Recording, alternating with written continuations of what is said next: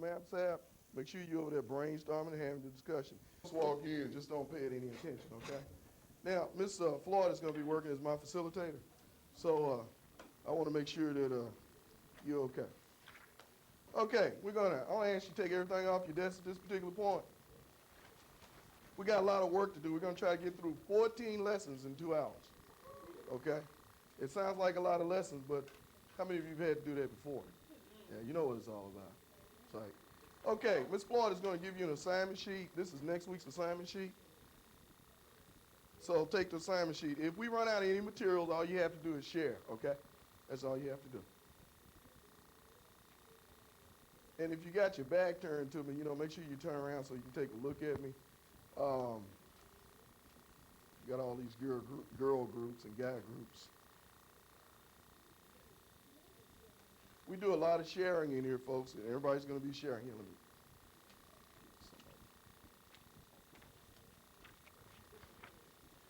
This is next week's assignment sheet.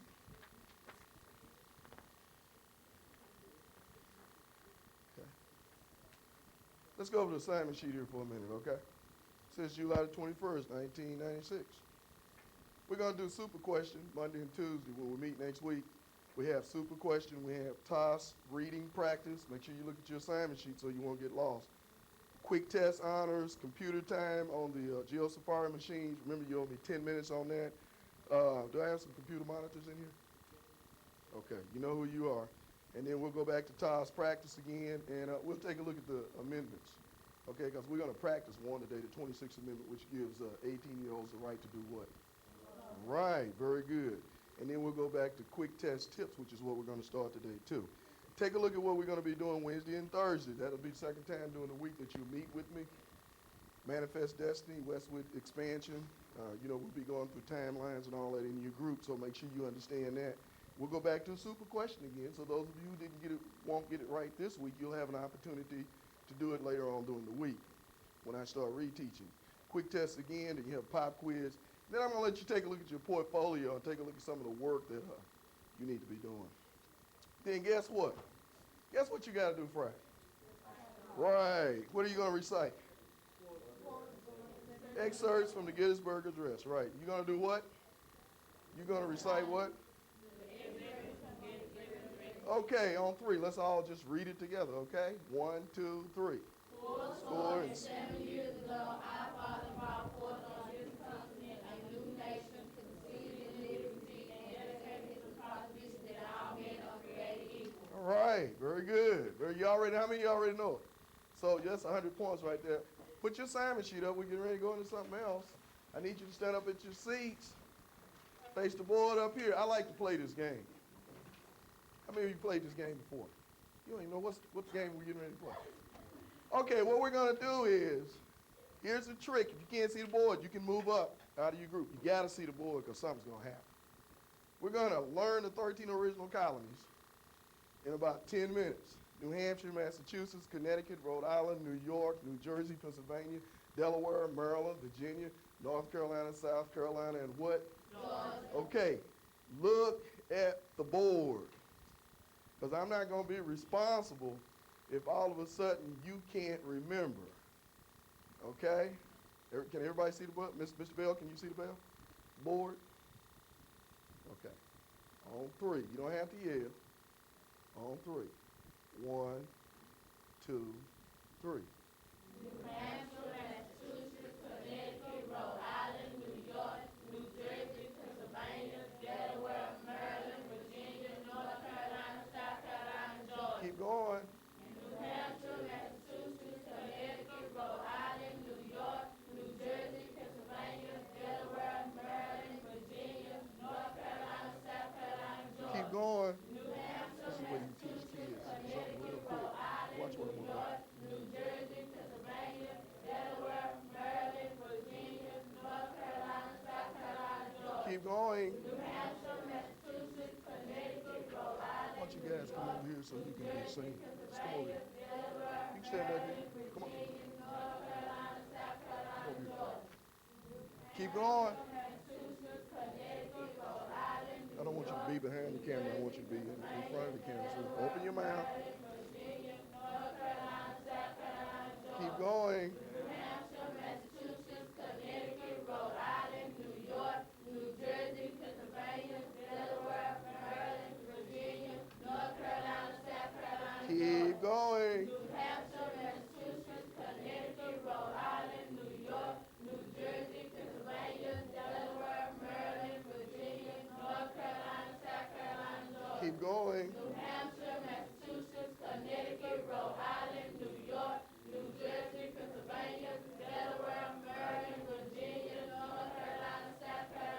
Keep going. New Hampshire, Massachusetts, Open Connecticut, your mouth. Rhode Island, New York, Open your mouth. New Jersey, Pennsylvania, Delaware, Maryland, Virginia, North Carolina, South Carolina, Georgia. Keep going. New Hampshire, Massachusetts, Connecticut, Rhode Island, New York, New Jersey, Pennsylvania, Delaware, Maryland, Virginia, North Carolina, South Carolina, Georgia. Keep going. New Hampshire, Massachusetts, Connecticut, Rhode Island, New York, New Jersey, Pennsylvania, Delaware, Maryland, Virginia,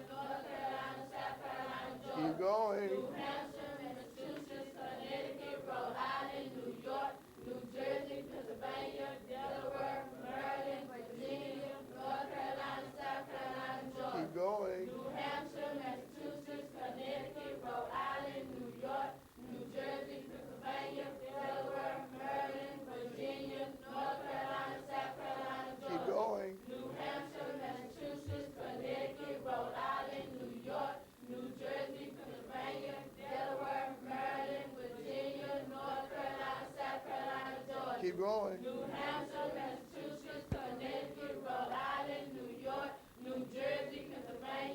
North Carolina, South Carolina, Georgia. Keep going. New Hampshire, Massachusetts, Connecticut, Rhode Island, New York, New Jersey, Pennsylvania, Delaware, Maryland, Virginia, North Carolina, South Carolina, Georgia. Keep going. New Hampshire, Massachusetts, Connecticut, Rhode Island, New York, New Jersey, Pennsylvania, Delaware, Maryland, Virginia, North Carolina, South Carolina, Georgia. Keep going. New Hampshire, Massachusetts, Connecticut, Rhode Island, New York, New Jersey, Pennsylvania, Delaware, Maryland, Virginia, North Carolina, South Carolina, Georgia. Keep going. New Hampshire, Massachusetts, Connecticut, Rhode Island, New York, New Jersey, Pennsylvania, Delaware, Maryland, Virginia, North Carolina, South Carolina, Georgia. Keep going. New Hampshire, Massachusetts, Connecticut, Rhode Island, New York, New Jersey, Pennsylvania, Delaware, Maryland, Virginia, North Carolina, South Carolina, Georgia. All right. Give yourself a big hand. Say, yes, I know it. How many of you know it now? Okay, what Miss Florida's going to do, you can have a seat. Make sure you have your pencil. She's going to give you a journal, okay? And if you think you really know it, I want you to write down that is what you learned today. How many of you know it? New Hampshire, Massachusetts, Connecticut, Rhode Island, New York, New Jersey, Pennsylvania, Delaware, Maryland, Virginia, North Carolina, South Carolina, Georgia. New Hampshire, Massachusetts, Connecticut, Rhode Island, New York, New Jersey. Okay, here we go. Let's take a look at the journal. Where it says name up there, I want you to write your first and last name.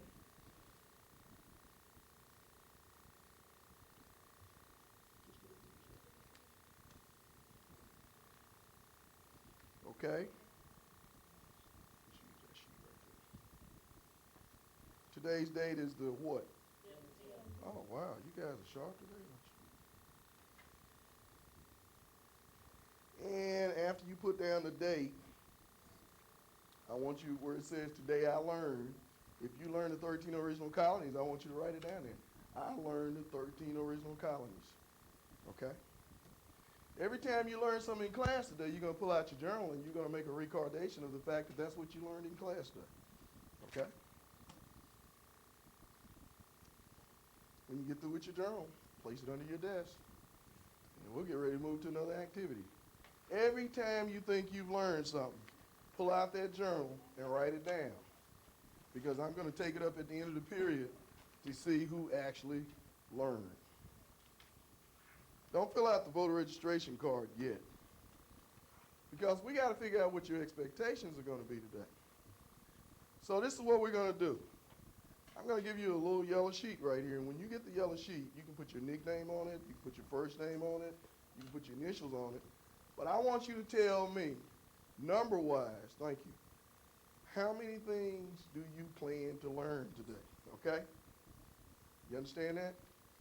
And then when you get through with it, you take it, bring it up here, and tape it on the issues bin. And then at the end of the period, we're going to take a look at your journal and the number that you chose to see how close they come together, okay?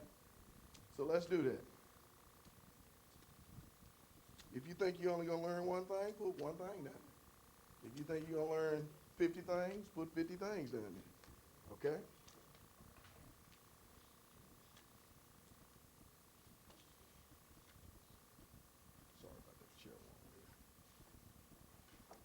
Place your journal under your desk when you finish with it.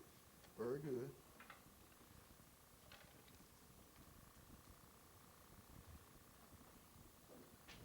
Okay.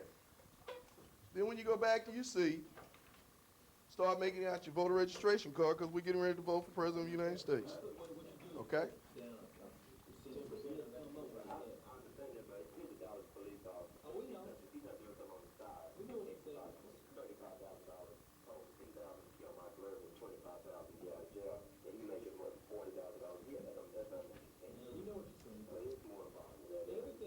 Okay. That's why all parties involved decide, well, let's stop. I forgot to tell you a little trick, though. I'll let everybody finish. Then you'll say, oh. That's all they were waiting, wanted to hear him speak. You got a voter registration It's card? hard to forgive somebody that doesn't want to be forgiven. Now, here's the trick. Here's the trick it is. Remember, these are, what kind of expectations, class? See where mine is? That says Mr. Cressey is going to teach 14 lessons today. So the higher you put it, the more likely you are to achieve your goal. So if you want to go back and reposition your little yellow sheet, don't go up there and rob the, you can put it as high as you want to.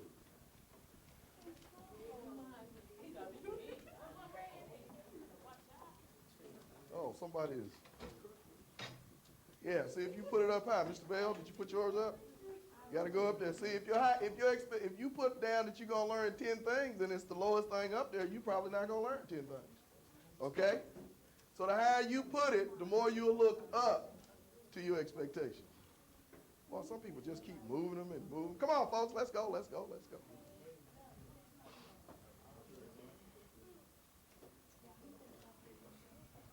Just make sure you put it high enough to meet your expectations, not somebody else's. Now take out your voter registration card, start filling it out, because we're getting ready to vote for President of the United States.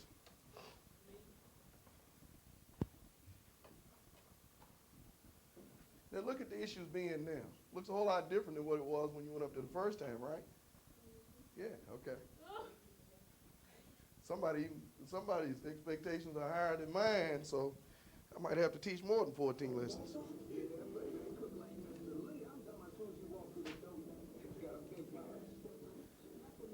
Okay, when you finish making out your voter registration card, Ms. Floyd and I are going to move around and see if you're making out your voter registration card, and then we're going to give you a voter registration.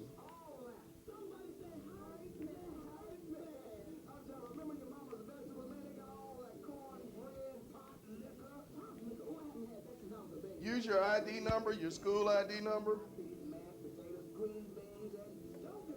If you think that we can read it better if you print.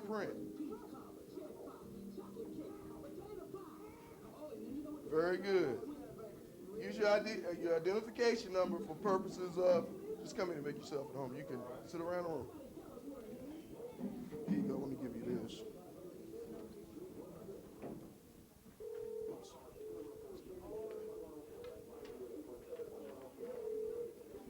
Here's your sheet you're going to use to just make yourself at home. When you get through with your voter registration card, bring it to either Ms. Floyd or me, because we're the registrars. Did I give you some, Ms. Floyd?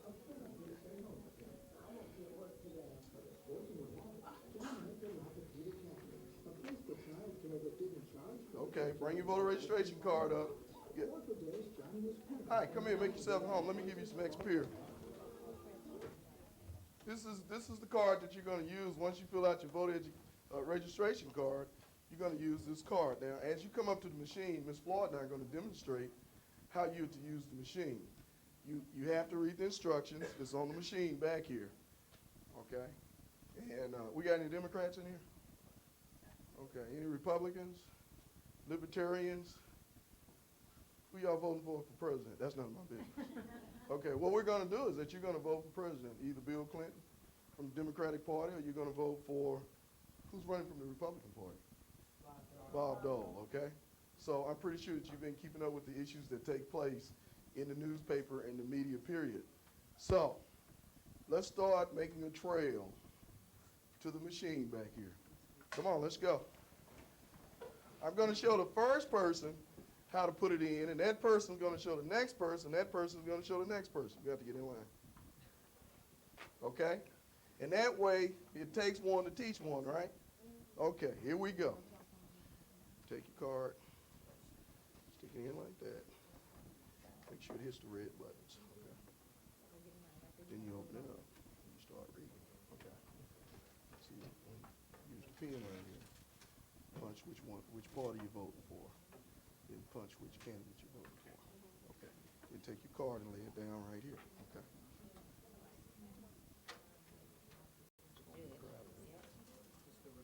Okay. Study your card while you're voting, okay? Just study your little card. You know what? I've been doing this for so long, I just don't even behave. Just kill. Excuse me, sir.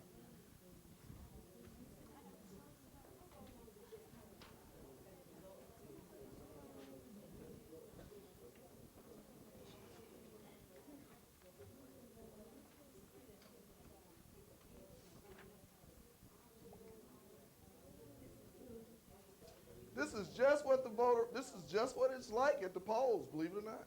That right, voters? It's like this at the polls. You have to go stand up in line like you're at lunchtime. Huh?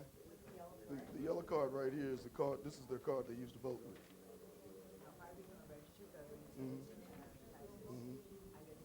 You don't get this card. You get this card at the poll. What you get in the mail is a voter registration card, right? Well, okay. Are you American citizen yet? Okay. Well, the current thing is out by law in Dallas County. These machines right here have been replaced because what you have with this machine is that you take the card and you stick it into it and it tallies the vote. Then you take it and you put it in the box. So they don't use these machines anymore. Okay? That's how we got them.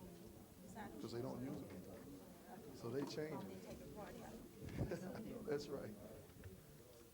Okay, don't forget the person in front of you is teaching the person behind you. This floor. Give me those pink copies. Huh? Okay, I'll start putting them on the desk. Yeah, when they come in.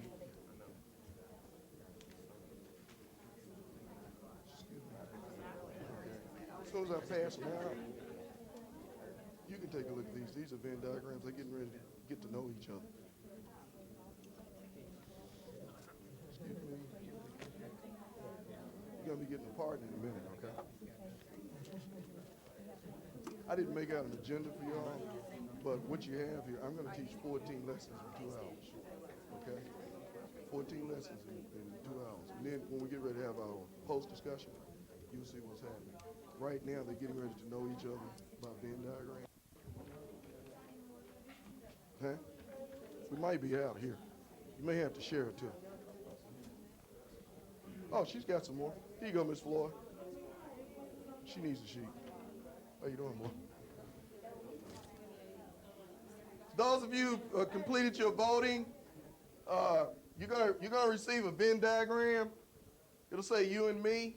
So start thinking about somebody you don't know or somebody you want to know better in terms of finding out who they are. I'm going to teach about 14 lessons today. Try to get to in 2 hours. Each lesson has about 2 or 3 skills to it that you may not be able to identify them now, but when we have our post discussion, I'll tell you exactly what's going on. Okay? So just kind of make yourself at home, and you can move around. You go teach for 2 hours, you'll learn how to do it. You can move around, talk to the kids, ask them what they're doing, because they'll be happy to talk to you. Okay? Well, all of these tables are occupied. Yeah, just take your chair. Here, you want me to move? Here. It's going to cost you $2 for me to do this, but where you want to go? Where you want to go? Okay. Oh, I think some. Okay.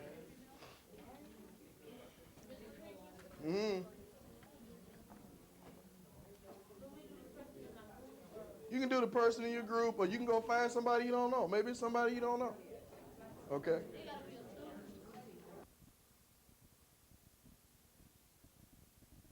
person, we're gonna take some samples and have you to introduce somebody that you're meeting for the first time. Watch the board up here. If you're through voting, in your Venn diagram, what do we use a Venn diagram for, class?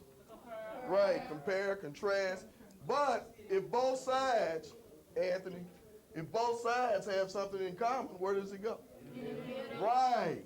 So if this person says that they're a Pisces, and this person says, and you say you're a Pisces, then that's what y'all have in common in the middle. So make sure you identify that information, bring it together. All the likenesses, bring them together in the center.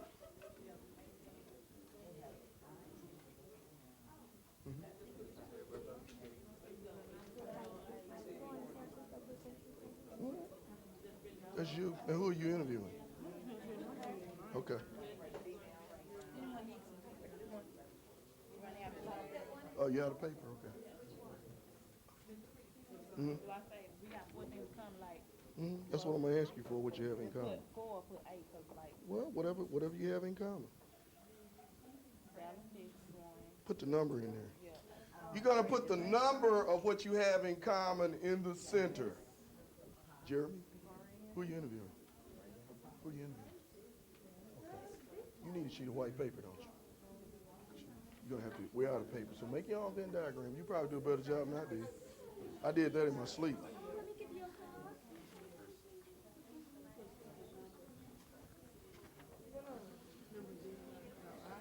Mm-hmm.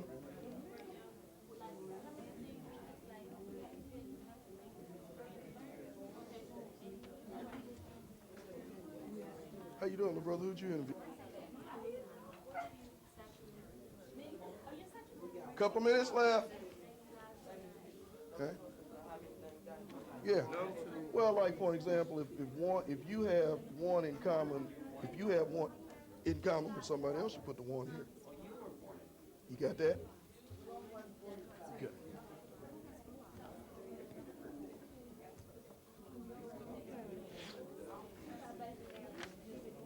Okay. 1, 2, 3.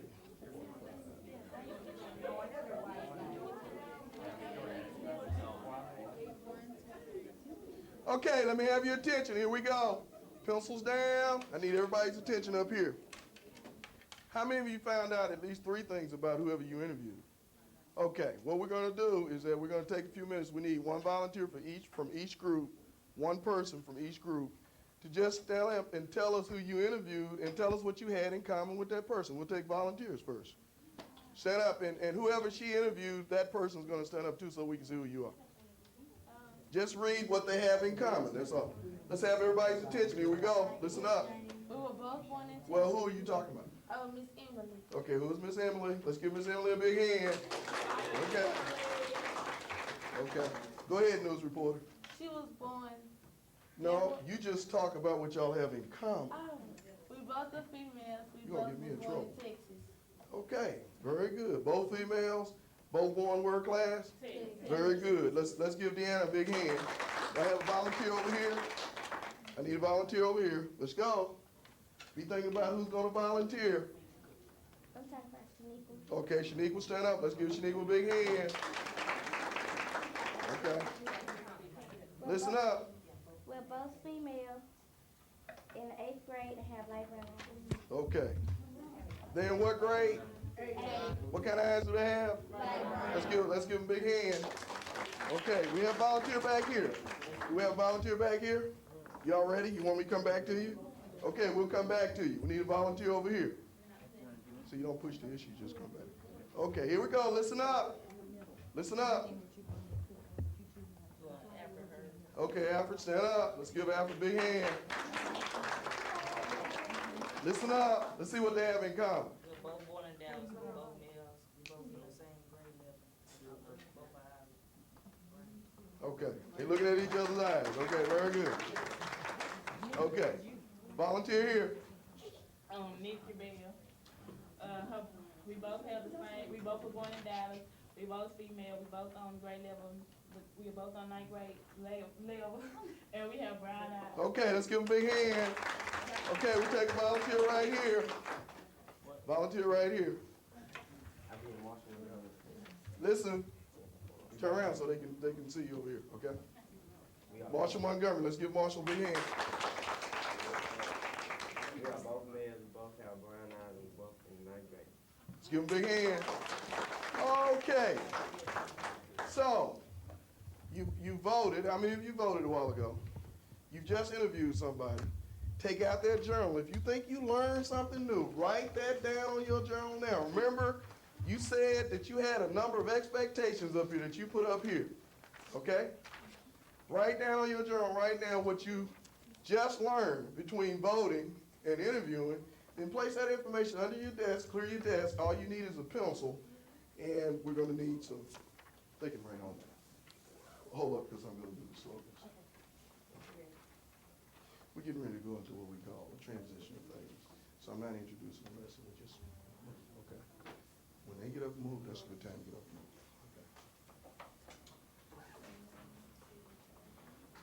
move, okay. Okay.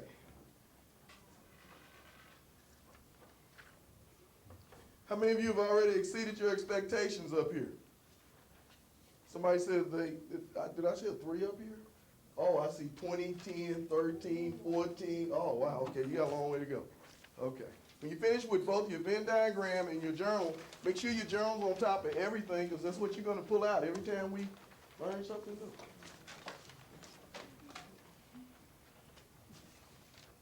Well, is it true that girls are smarter than boys? Is that true? Okay. Well, I'm going to start a little something here. Here we go. I want all the fellas on this side, and I want all the ladies on this side. We're going to find out. We are going to find out.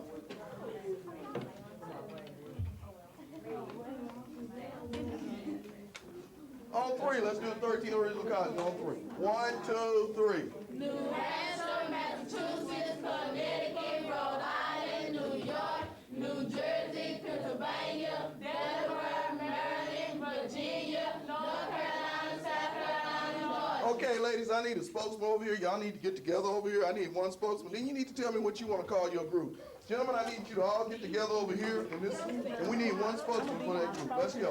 That's everybody. Everybody's going to move right here in this group. You need to choose one person that's going to speak for your group. Here we go. Remember, I need a name, whether you're going to be called Bone or whatever. I need a name, whatever you want to be called. Say we the red and the green. Say we the supreme. Call yourself anything you want to. Okay, what y'all call yourself, ladies? High expectation. High expectation group. Okay, very good. Give yourself a big hand on that.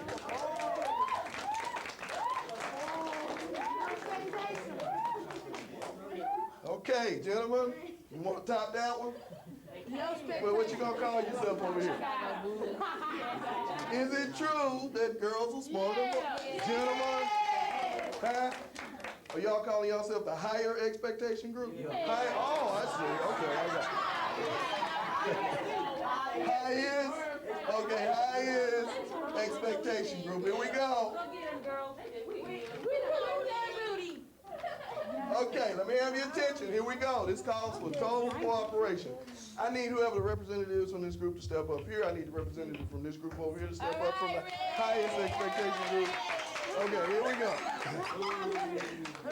I got a quote in my hand. It's mine, not yours. Who wants to call it in there? No, one of these two have to call. What you want to call it? Huh? Calling heads. If it stays on heads, they go first. If it's tails, your group goes first. Okay? Here we go. Tails. Group win. Okay, group win. Okay, the highest expectation group is going to take the first problem. We're going to do advertisement slogans, okay? Okay, so you need to stand over here with your group. She's the only one in this group who can talk to me. Okay, you need to go back to your group. Are you the spokesman for your group? Okay, he's the only one in the group. You can talk to your representative, but they cannot talk to me. If you yell out the answer, you lose your chance. I go to the next group. The group that starts first, which happens to be the highest expectation group, if they get it wrong, and then you get the same one right, you get 5 points. Okay? If he gets it right the first time, it's 1 point. Okay, so whichever group I'm talking to, make sure you're coming up with an answer because they may miss it. Talk to your group. Don't talk to me. Here we go. See how well you listen to advertisements on TV. Highest expectation group, we'll start with you. Listen to the slogan and tell me what the answer is. It takes a licking and keeps on ticking. Is it true that girls are smarter than boys? I need an answer. Need an answer. Need an answer. Can you give me an answer? Give me an answer. Need an answer. Need an answer. Wrong, ladies. I need you. What's your answer? Time X. Number one answer. Okay, let's pick up 5-1. Okay, here we go. We start off with the ladies. Hey, you need to get your answers out right away. Okay, here we go. Listen, ladies, and I need your spokesman. You need to listen over here so if they get it wrong, you can get it right like they did off of you. Good to the last drop. Always on TV. Good to the last drop. Tick tock, tick tock, tick tock, tick tock. Down, down. Need an answer? Number one answer. Maxwell Call. Okay, here we go, gentlemen. Here we go. Listen up. Listen up. This is gentleman's call. I need only your spokesman to talk to me. Just do it. Nike, number one answer. Okay, here we go, ladies. Here we go. Like a good neighbor. Like a good neighbor. Wrong answer. State Farm. Number one answer. State Farm. Here we go. Here we go, gentlemen. Listen up. It goes on and on and on. Wrong. It goes on and on and on. Wrong. Number one answer is ever ready energizer. Okay, here we go, ladies. Listen up. Listen, here we go. No one can eat just one. Number one answer. Okay, here you go. Okay, here we go, fellas. Here we go, fellas. Listen up. Anything else would be uncivilized. Give me the answer. Right guard. Right guard, number one answer. You guys, y'all don't cheer for each other over here? What? Is it true that girls are smarter than boys? Here we go. Here we go. Listen up. Listen up. I love what you do for me.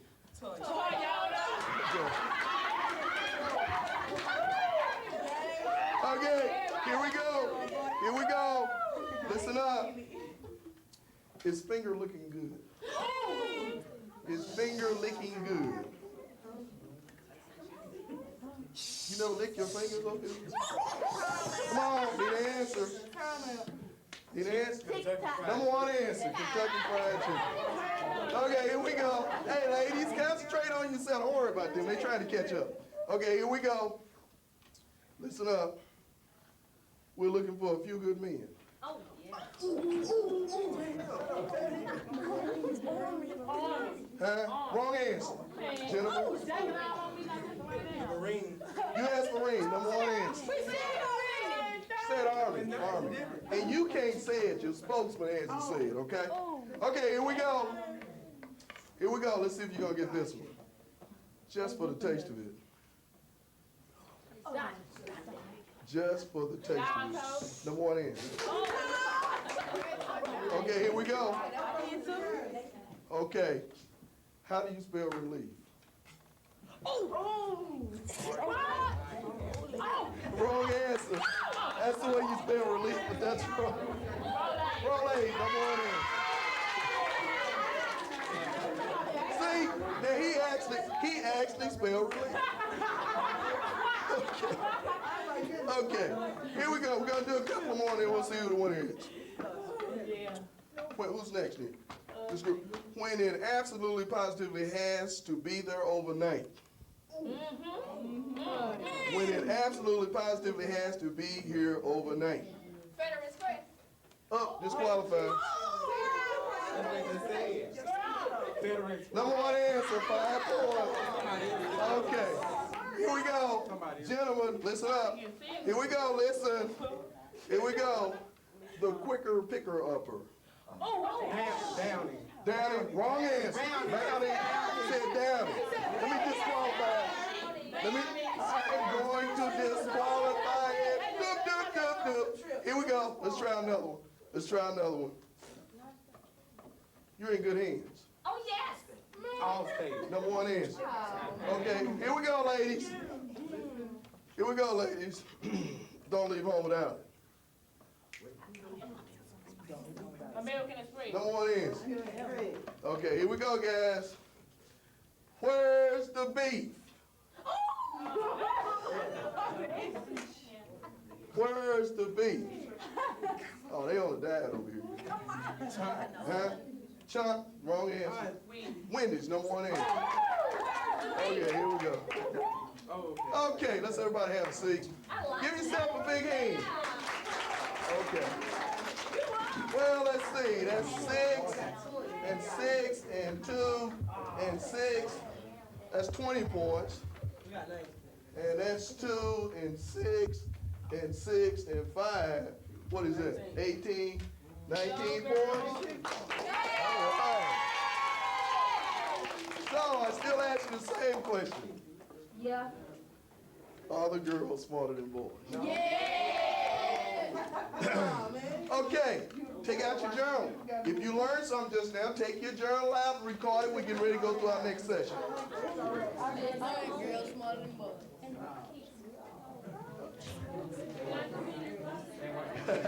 Yeah, you can come sit in my class. Oh, we got to check. Yeah, you check, you got a checklist, right? Just check it as we go through it. If you see things, you want to ask questions about it later, no problem. We're getting ready to come this way. Getting ready to use maps. You can move over this way. You can move in the corner. Okay. What I was trying to do was put 2 people to 1 sheet, okay? But that's all right if you have a sheet. When you get through with your journal, we're going to spend 10 minutes at the maps. We're getting ready to do what? Geo Maps App Skills. Go to it. I'm setting the clock.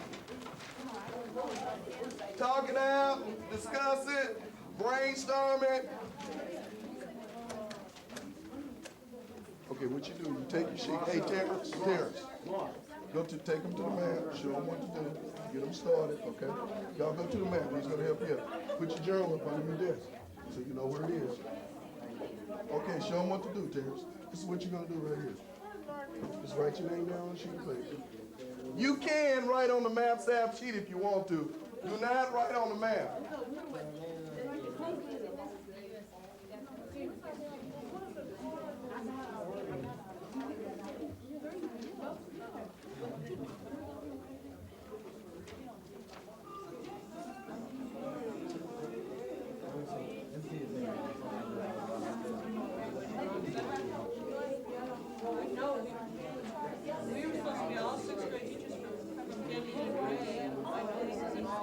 Okay.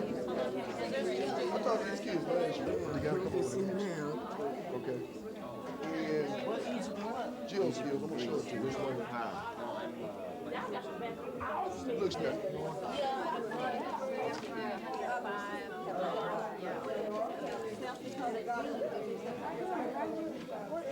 Okay. You can come anytime you want to. This is what they're looking at. They're looking at this sheet right here. When we get ready to go over it, I'll be looking at this sheet. Okay, now the excitement is getting it right.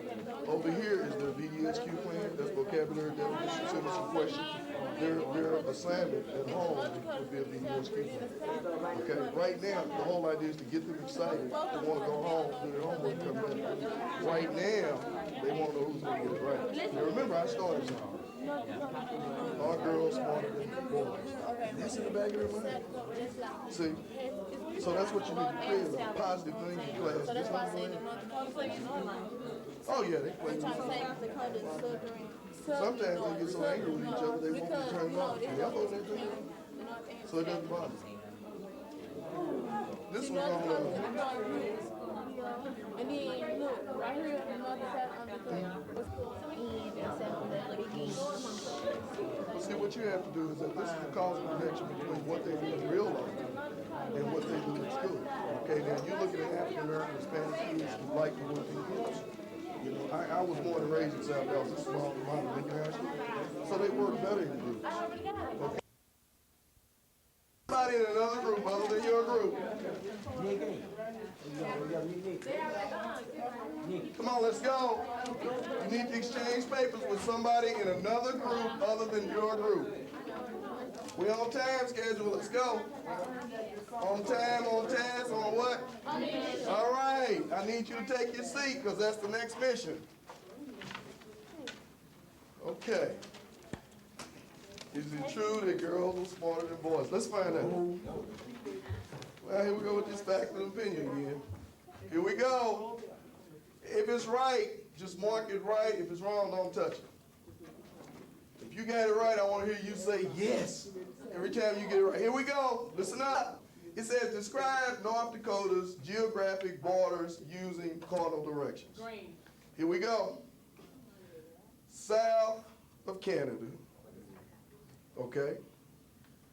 East of Montana. Check if it's right. North of South Dakota. And west of Minnesota.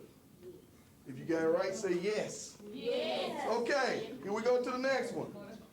You think colors are important? Let's find out how important they are around the world. It says find 3 seeds that have a color in their name. Give me one. Black seed, red seed, yellow seed, white seed.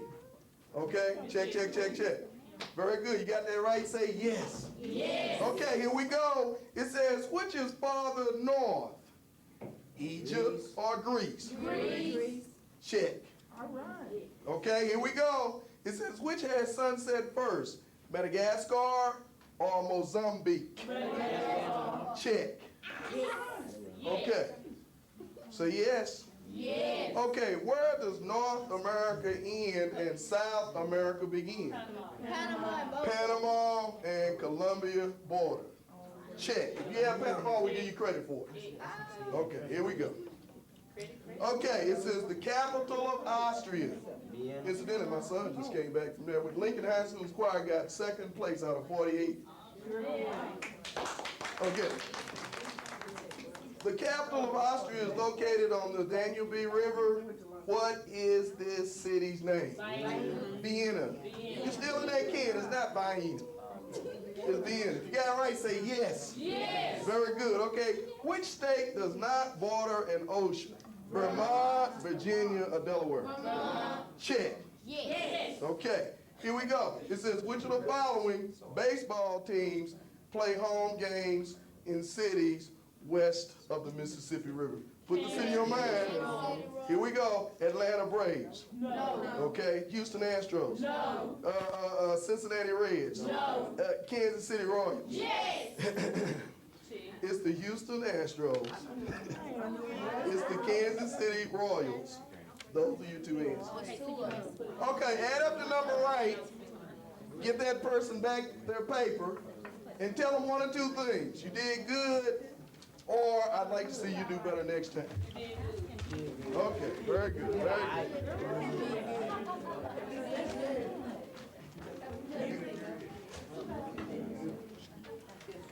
Excuse me, it's gonna rain through here. You're gonna need a pencil on your desk. Let's put everything away, take out your journal.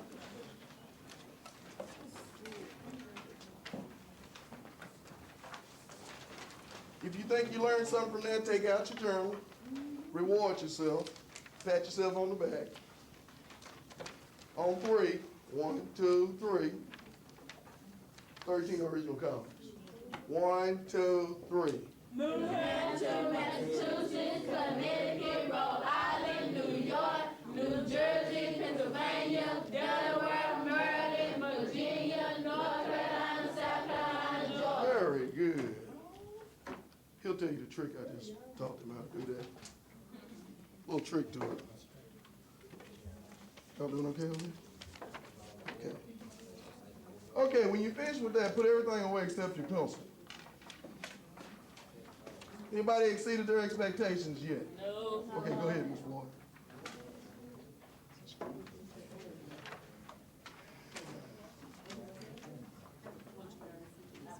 Okay. Let's take a look at the board up here. I need your attention on time, on task, on what? Mission. Okay, I need you to pay attention to this right here. This is called a VDSQ plan. What does V stand for? Okay. What does D stand for? What does S? Okay. Repeat after me. Directions. Direction. Rotation. Rotation. I need everybody's attention up here. River. River. Capital. Capital. Ocean. Ocean. Before you leave class today, make sure that you write that down and turn your VDSQ plan in by Friday. Okay? Okay, you need a white sheet of paper in front of you and one pencil. We're getting ready to do some webbing. So when do you write? When do you write, class? When the teacher writes, right? Yes. Okay, here we go. What are we getting ready to talk about? Tips for test taking. Okay, I need everybody's attention up here. You need to write down what I'm going to write down because we're going to learn this after we put the paper away. Here we go. Let's draw your little circle there. Put tips, test taking.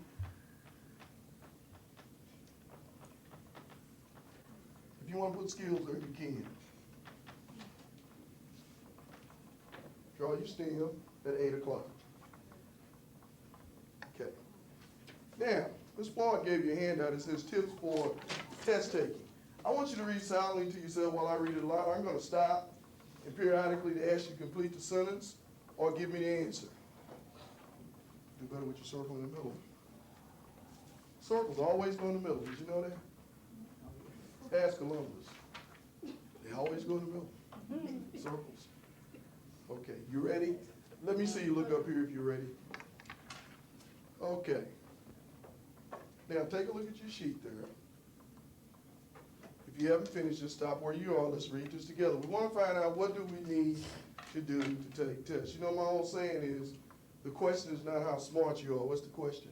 And a lot of kids get in trouble because they're smart kids. They go to tests and they got the knowledge, but they don't know how to use that knowledge on a test because they don't know what to do. And you have to have skills when you're doing this. So we're going to take a look at here, see what happens. If you're drawing a web, stop at this point, pick up your sheet with this information. This is the most important sheet at this particular point because we're getting ready to discuss it as a class. Let me read it aloud to you while you read silently to yourself.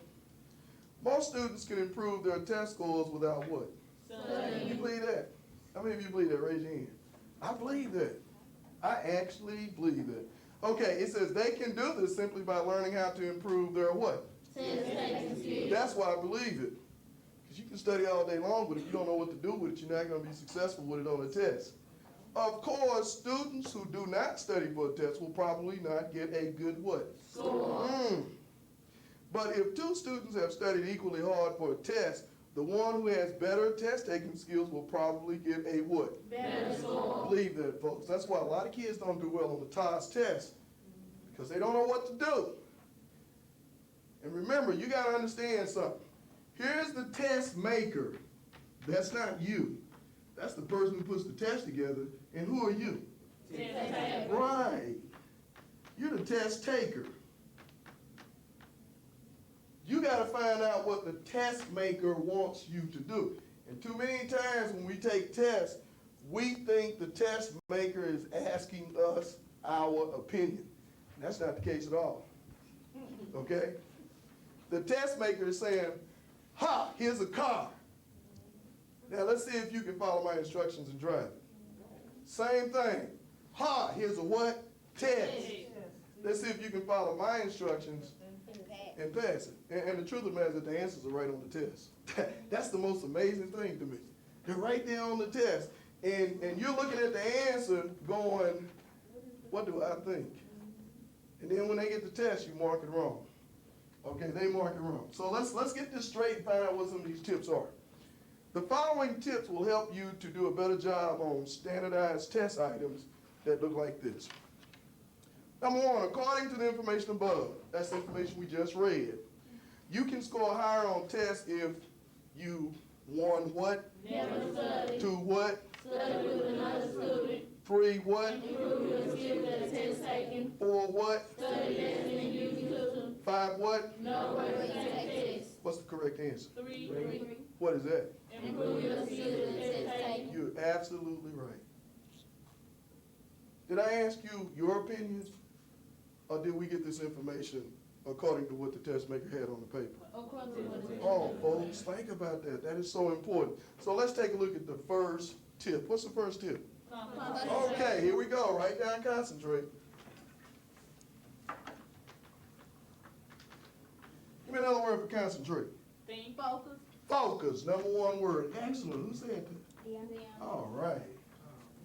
On time, on task, on what? Mission. Yeah, that's Percy Anderson's slogan. We say it all the time. Okay. First, come on, read with me. First, concentrate on what you are doing. For now, finish your plans for the weekend. Don't think about your problems. Those things are important, but right now, this is the most important thing you are doing. Yeah, so you have to put that girl, that picture that you got hanging up, fellas, you got to put it away. My son goes in his closet and he studies and says, hey, you studying? I'm studying. Going, he got all these pictures up there. So I go take him down. Say, you studying back there? No, I'm not studying. So he said, you got to start studying those pictures. They're not going to help you because the test maker wasn't looking at that when they put the test together. So you got to start thinking like the test maker. That's what will make you a good test taker. So the first thing you need to do in order to be a good test taker, you must do what? Okay, let's move to the next one. Let me read this aloud while you read it silently to yourself. But what is the second tip that you need to know in taking tests? Let's write that down. Let's web that in here. To be what? Prepared.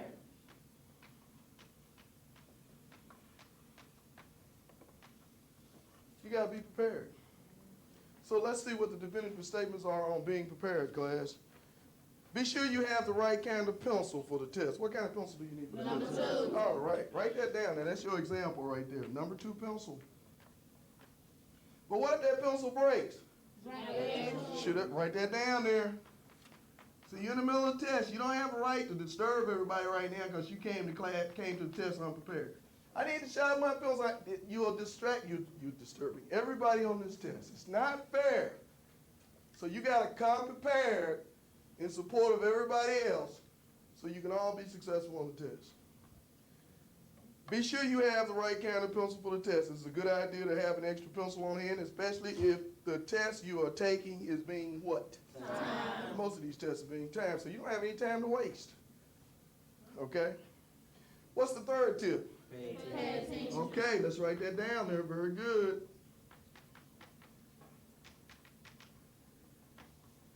Okay. What's the first tip? Concentrate. What's the first tip? What's the second tip? Prepare. What's the third tip? Pay attention. Let me read the third tip to you aloud while you read it silently to yourself. Pay attention to directions the teacher gives you. Who's giving directions, class? Teacher. Write teacher down. That's the most important person who can help you at this particular point. And this teacher is going to be giving you what? Direction. Can't take a test until you get directions. Okay? So that's why we're in the classroom. We're not in there for y'all to throw spitballs at us. We're in the classroom to try to help facilitate or make it easy for you to be successful on the test. Be sure you understand how you are to mark your what? Okay. So put answers down here because you just can't put anything down there. You know, somebody says, oh, I'm used to doing this test. All you have to do is put an X down there. But this is a different test with different directions. You can't assume anything. How many of you have actually assumed that, oh, no car is going to hit me, and you just go walk out there in the middle of traffic? You crazy? It's not going to work. Okay? Here we go. Do you know what to do if you want to change an answer? What would you do? Huh? No, you should have been bringing that up when the teacher was giving what? Yeah, see, it's too late now. You're in the middle of a test. You're in the middle of the test. You are in the middle of the test. You need to find out what to do with that answer before the test starts during the time that the teacher is giving what? Directions. Keep that in mind. Very good. Can you go back and answer some questions after you finish the rest of the test? Can you do that? How do you know? You need to find out when the teacher's doing what? Folks, if you don't get 95% of the kids fail the test by one item because they didn't understand the directions. So you don't fail the test because you African American or Hispanic or other. That's not why you fail the test. You fail the test because you failed to follow the directions. Okay, let me continue here. Find out when. Look at the paper. Find out when. See, you're not paying what? Attention. Okay, see, that's one of those tips, right? See what I'm saying? It says find out when. Before the test what? Starts. Okay, so you got to keep that in mind. It's too late after the test starts. Okay? You may not be allowed to talk once the test begins. So you need to shut up so the person next to you can get it right too. You're all in the same boat at this particular time, and that's trying to get the same instructions to pass the same test. What's the next tip? Write it down, web it in. How? Good, I like people who read ahead. Okay. It says read the directions on the test. How, class? Okay, read silently with me while I read it aloud. Are any words underlined or written in dark type? So you need to pay attention to that. Okay? Pay careful attention to such words. They will help you understand the questions how. Okay. Do the directions refer to some written material or to a map or chart? See, the test maker is always making these statements. They tell you where to go. According to the map, according to the chart, according to the timeline, according to the paragraph. The test maker is telling you where the answer is. He didn't ask you your opinion, or she didn't ask you your opinion. Okay? And this is what we mean when we say read the directions. Questions 1 through 3 refer to what? Okay, see, the test maker is not asking you for your opinion. The test maker is saying, if you want to answer questions 1 through 3, you need to go where? See, the test maker is telling you, the test taker, where to go. If you can pay attention to that on the test, you've got 75% of the test licked. Okay. Be sure you know where to look for information. If you're supposed to read a few paragraphs, when do you need to read them? Now. Okay. What's the next tip here? Read the first question carefully. Write it down, web it in.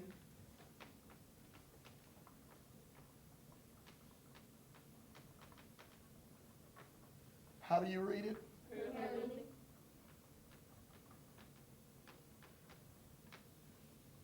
But if I don't understand it, what do I need to do? Read it again. How?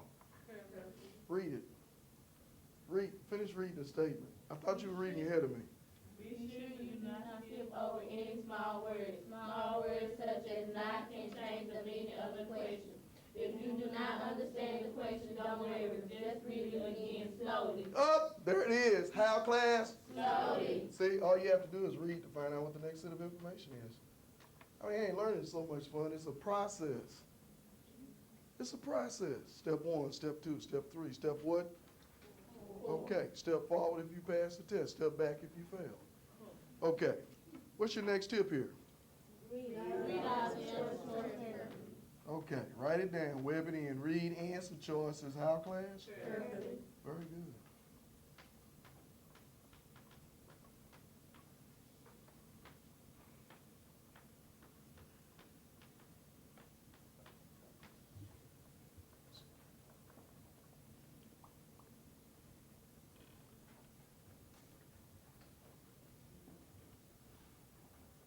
Okay.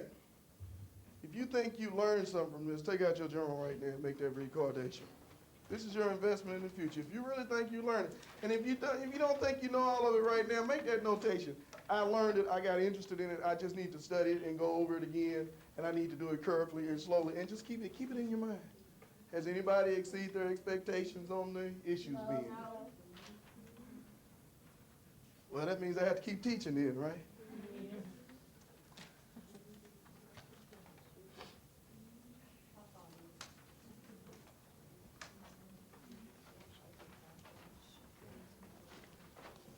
Take everything except what we're putting on your desk now. Put it under your desk. Keep your journal where? Right, very good. But you know what? You know what? You know, we say in the black community that black is what? Right. And hair is a part of that beauty. Okay? It's not trying to look like somebody else that makes you better. It's accepting who you are and working with what you have. So we're going to talk about the politics of hair. So you see this little space right here to your left on your paper? Take notes and underline there. Okay? Web if you have to, because we're going to have a webbing exercise here in just a few minutes. All of your actions make a political statement. Whether you're aware of it or not, a political statement can be a statement of policy made by the individual or group. The type of foods you eat makes a political statement. The type of clothing you wear makes a what class? Political statement. Even the style you've chosen for wearing your hair makes a what? Political statement. You know, so I guess that's why some men are afraid not going close to hair, you know. An excellent example of the politics of hair is demonstrated by the boycott of Revlon products led by black hair care product manufacturers. Historically, the politics of hair was closely correlated with the struggle for what, class? Yeah, you remember James Brown said, "Say it loud, I'm black and I'm proud." I remember I used to wear all this hair on my head, H. Rap Brown, all these other people who were raised in sin. They all had the same hairstyle, okay? So without even asking them what their position was on a particular thing, all they had to do was look and say, "Oh, he looks like me." Same thing with musicians. Most of your hard rock musicians had long hair, okay? And I guess if you had short hair, you couldn't play in that group because you weren't going to last long, okay? Keep this in mind. Historically, the politics of hair was closely correlated with the struggle for civil rights in America. In the 1930s and 40s, the desire of many Negroes was to be integrated into the American mainstream. This was reflected in their desire to become what? White. At the expense of their own blackness. Okay, talk to Michael Jackson about that. Skin bleaching creams and processed hairstyles were the order of the day. I think they were called Cox and processed. You saw Malcolm X movie? And that fool had to get out of that chair, didn't he? He had to get out, he had that lie on his hair. You remember that? He ran and stuck his head in the toilet? Yeah, try that sometime. The closer these black men and women came to looking white, the better they felt about themselves. So the truth of the matter is that their self-esteem was it low or high? Low. Okay, because they didn't know who they were. With the advent of the civil rights movement in the 1950s, a different attitude prevailed. The desire to look white was replaced by a desire to be treated like a human being. There's nothing wrong with being white, but if you're not white or you're not another nationality or color, why are you trying to be somebody else? Why are you looking at somebody else when you need to be looking at yourself? See? Because everybody comes first after you. You got to learn to deal with your esteem. And if you don't accept yourself, don't get mad at somebody else because they don't accept you. So you need to keep that in mind. As blacks identified more closely with their African heritage, this increased their desire to regain their natural look. A strong identification with a homeland motivated blacks to stand up to racism and demand their fair share. Racial identification brought on racial pride and self-respect. The attitude became even more popular in the 60s. The power to the people movement increased the desire among blacks to wear their hair in what? Blacks sang and they danced to the words of James Brown. How you gonna get respect if you ain't cut your process yet? So, we listen through rap now. When I was coming up in the 60s, in 62 I was in 8th grade, we used to listen to James Brown. And if you listen to his music, and you had that hair process, then you may have felt offended. But James Brown was planting the seed. Because somebody told James Brown, "What's wrong with your hair, man?" Okay? So he had to convince himself first. Hair definitely made a political statement. Malcolm X even credited this train of thought with motivating the hippie and the Back to Nature movements. With political pressure brought to bear, civil rights legislation was passed, opening doors which had previously been closed, and the evidence speaks for itself. The more blacks respected themselves and respected their culture, the more they were respected by the oppressors. With the advent of the 1970s, a new phenomenon evolved. Cries of power to the people were replaced with the selfish declaration of, "It's your thing, do what you want to do, I can't tell you." And I think these guys got these boom boxes. I think they heard that record. Who put that song out? Anybody know? Right. Well, I'm going to let you take this home and finish reading it. But right now, we're going to give you some poster board. And I want you to go around the room, and you're going to web. Take a look at the board up here, and I'll show you what to do.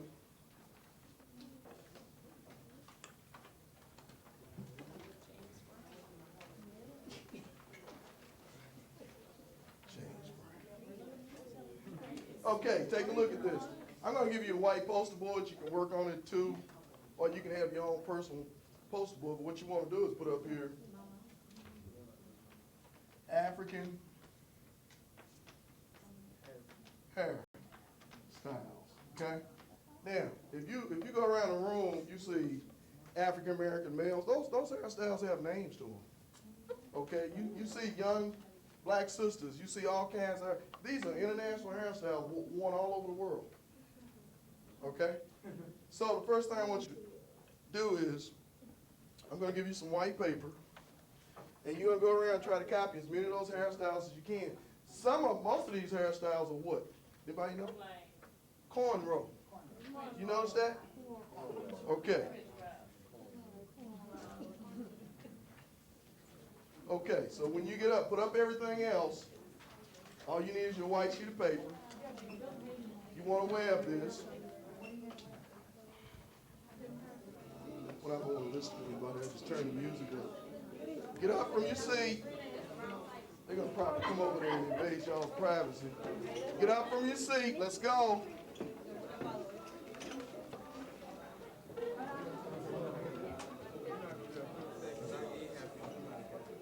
I'll show it to you. We have our post discussion. I'll show it to you.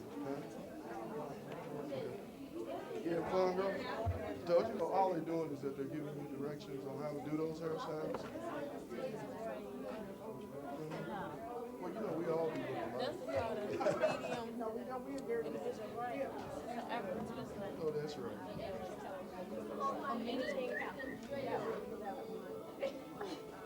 Well, see, this is what we teach them.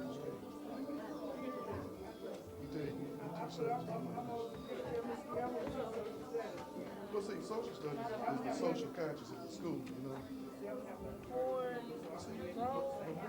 I do the same thing. We read, we write. And notice I haven't asked the kids to read. You know, I'll ask them to respond. I'll ask them to read. I want to model them read. I want them to see how I do it. Because when they get ready to do it, their attitude is going to be, I want this person to see how I do it.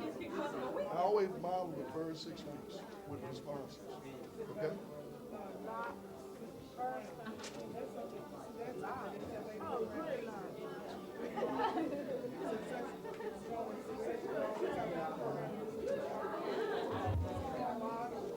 Get in post it, I'll be right back.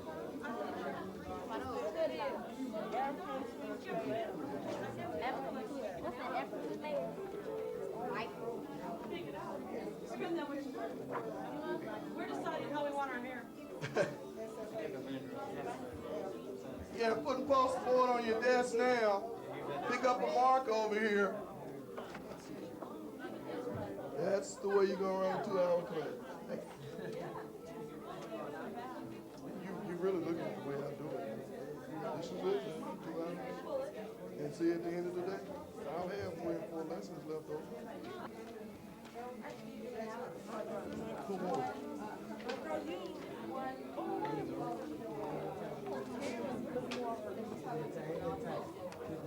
Okay.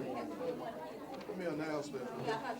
Hey, let me have your attention. We have the ballots counted on the presidential election. Who you think won? You got all of your votes except one. Bob Dole got 1 vote. Okay. Well, you don't worry about that. They exercise their amendment rights.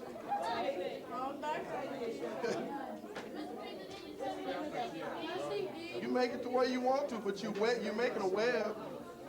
Yeah, sure. Y'all have any questions? Just write them down. We'll do a post thing after this. But this is the new homeroom style. You know, you get them going, you work them, they learn from each other, and you observe it. You know, and it makes you think. I ain't got no. Yep. I did see somebody get it. Well, it's not. This is their class. This is the way they have it. I don't have any discipline problems in class. If it's a kid for the first time, I don't tolerate.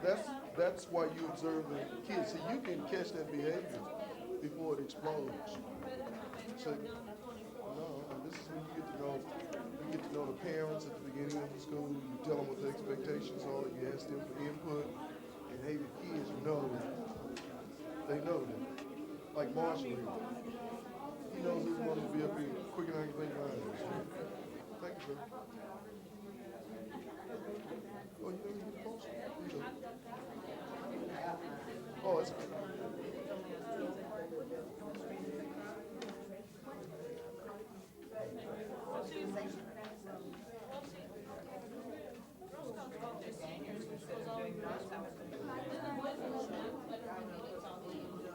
On time, on task, on what class? Mission. Okay, you got about 8 more minutes.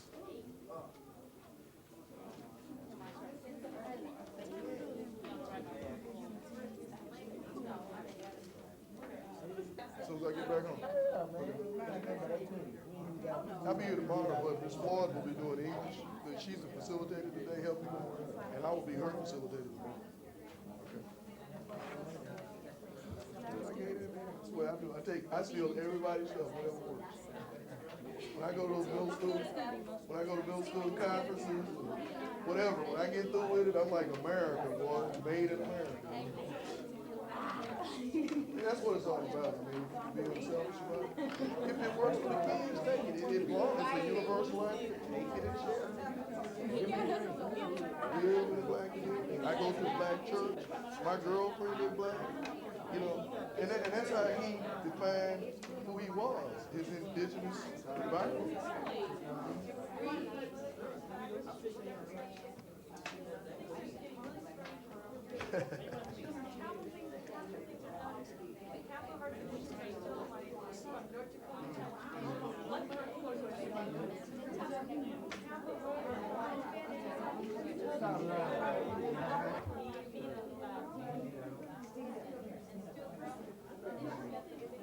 On time, on task, on what? We're running out of time. We just had to see how They got the black. Bring it in. You enjoying yourself?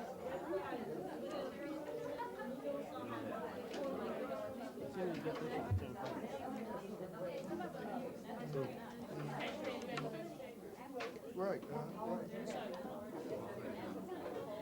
Most of us white. Obo has some dreadlocks. Right, absolutely, absolutely. I know, I feel. You turn around so he can see it right there, so y'all can hold it together. Hold it, Marshall. No, don't hold it up. You can't see your face then. You're not seeing Marshall. Ready to go, bro? You through?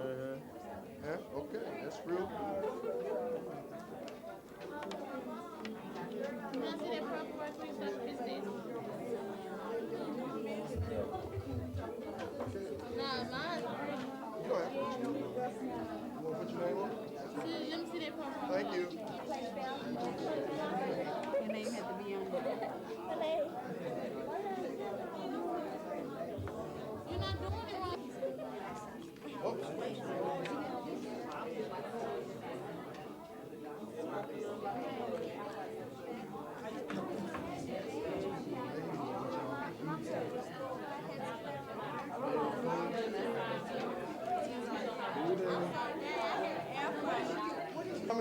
And record in there. I'm gonna do it over this board. You got it? If you want to, you don't have to.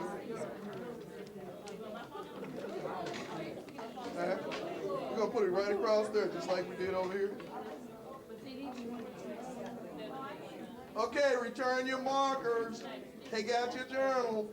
Make a recordation. You're gonna start right. Well, you're not gonna process writing past that. Yeah, great. Thank you.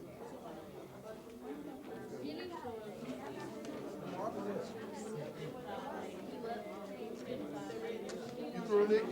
Oh, that's that's neat. So they become very conscious of that. So when their parents come into the room, look, mom, look, dad, see, the room is tall. Before you know it, it looks like third classroom. And now they're showing ownership. They've taken complete control.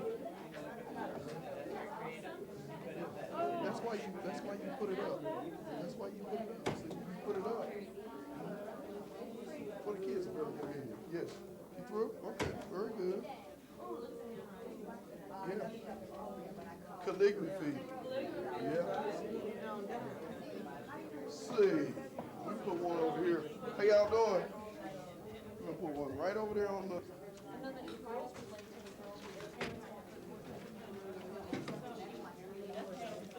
Oh boy, boy, boy.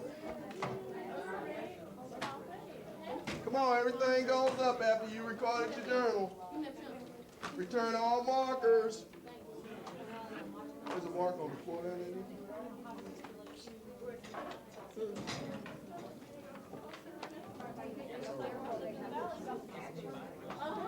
You got some more of these? Oh, I'm sorry. You know, every time you do it, I keep forgetting that you got them in forms. What I want you to do is this. I want you to look around the room, because this room didn't look like this when y'all came in here, right? This looks like your room, doesn't it? This is called ownership. So I want everybody to clap for everybody else for making a contribution to the room. See, one of the things I want you to understand is that your IQ is not 0. So if your IQ is not 0, it can go to 100. It's not what you know, it's how you know how to do it. As you know, I always say the question is not how smart you are, what is the question? And that's that verb that you're going to have to always remember when you're learning. Okay, I got another geo skill for you here. You can either use the map on the walls or you can use the atlases. Work with them on that. 2 over here, 2 together. Okay, this is what it basically says. Directions, how we going to read directions, class? Carefully, here we go. It says, each trio of states listed below shares a border with a 4th state. Use a map of the United States to help you identify the missing state. So what state, what do you call them when states are physically connected to each other? What's that word start with a C? Oh, you forgot it. Part of direction. No. You know what we talked about? Contiguous. What? Contiguous. Pronounce, class, contiguous. Yeah, see? So we're trying to find out what state is contiguous to the other 3 states. See, that's that vocabulary word you need there. Okay? Now, you find out where the U.S. map is in the atlas. Or you can use the U.S. map up here, okay? I think I pull this one. It's like, you know, it's like moving furniture in the house. Everybody is.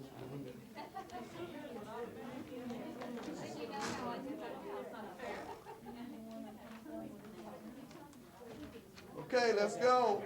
I'm gonna see if the girls are smarter than the boys. I haven't found it out yet.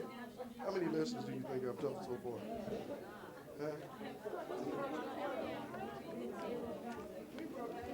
This is lesson number 7. This is lesson number 7.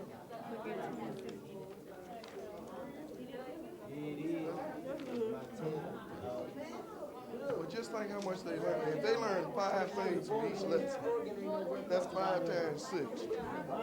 And when you go around and look at some of these journals when you get through, see, these kids, if we raise our expectations of teachers, these kids are taking good cool. They love to learn.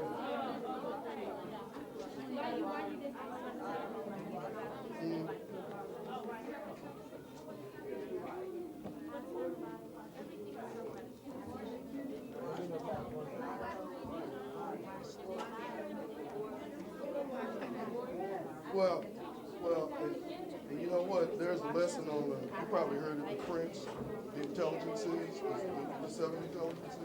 Here's the brain right here.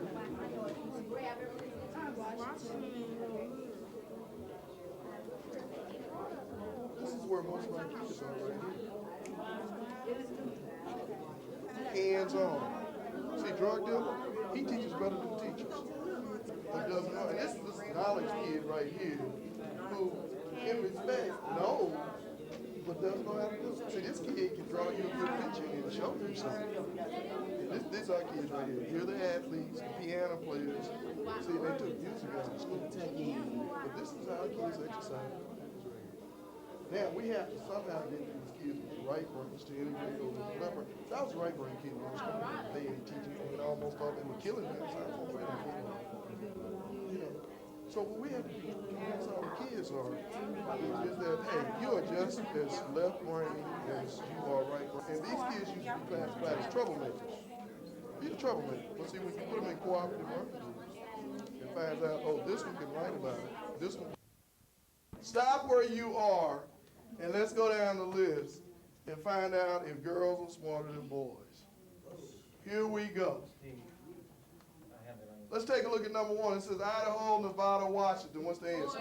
Number one answer. Say yes. Yes. Okay, Illinois, Indiana, Missouri. Kentucky. Say yes. Yes. Okay, Kansas, Nebraska, Wyoming. Colorado. Say yes. Yes. Okay, Arizona, Idaho, Nevada. Utah. Say yes. Yes. Okay, Colorado, South Dakota, Wyoming. Nebraska. Say yes. Yes. Okay, Iowa, North Dakota, Wisconsin. Minnesota. Say yes. Yes. Kentucky, Maryland, Ohio. West Virginia. Say yes. Yes. Louisiana, Mississippi, Oklahoma. Arkansas. Say yes. Yes. Iowa, Montana, Nebraska. South Dakota. Say yes. Yes. Hey, why go any further? I mean, you just proved to me that your IQ is not zero. Give yourself a big hand. You have missed one problem. That's incredible. It's incredible. How many lessons do you think I've taught so far? Huh? How many lessons did I say I was going to teach? 14. Folks, we have just completed 50% of all the lessons I said I was going to teach. But how much have you learned? So if I did 7 lessons and you learned 3 things from each lesson, that's 3 times what? Is what? 21. You walking out of here with 21 new things added to your left and right brain. Give yourself a hand. That's incredible. Okay, this is what I want you to do because I've been told that class is just about over. Take out your journal. Put your journal on top of your desk and go up here and get your yellow high expectation sheet. Be careful, don't snatch somebody else's down. Take yours.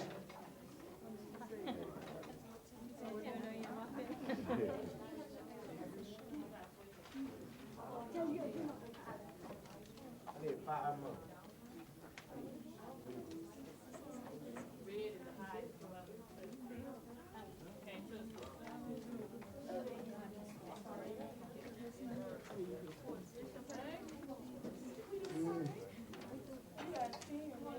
I tell you, when I started teaching in 1970, boy, I did it for 2 years upstate New York. That was in 1970. And I worked for young men and everybody else in the classroom. I was always in charge of training, something, orientation, something, whatever. I was very special, especially after it was a long